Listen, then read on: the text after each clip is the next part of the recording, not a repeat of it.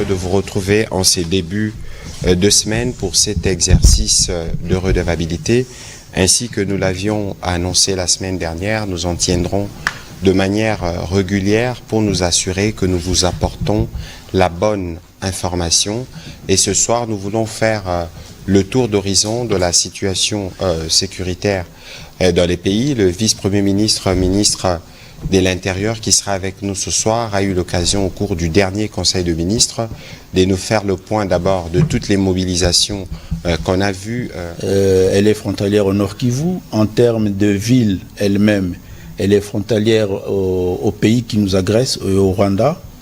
Il faut savoir que dans cette sous-région, ils ont eu une histoire assez longue de conflits et d'antagonisme avec le Rwanda. Donc les populations de cette province et principalement de la ville de Bukavu se mobilisent et sont très mobilisées et s'organisent parce que, comme je l'ai dit tout à l'heure, il est question pour nous de résister à cette énième aventure qui avait déjà été identifiée autrement par les pères de l'indépendance.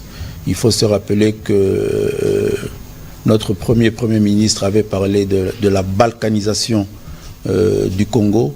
C'est toujours dans cette même œuvre que nous sommes en train de subir ces affres, cette guerre. Et dans la ville de Bukavu, depuis lors, il y a une très forte mobilisation autour du gouverneur de la province et une très forte résistance civile. Et je crois que c'est positif et ça nous permet d'espérer. Les forces armées congolaises aussi s'organisent pour défendre le territoire. Dans le territoire de Calais, il y a eu les derniers jours ici des combats qui ont permis à ce que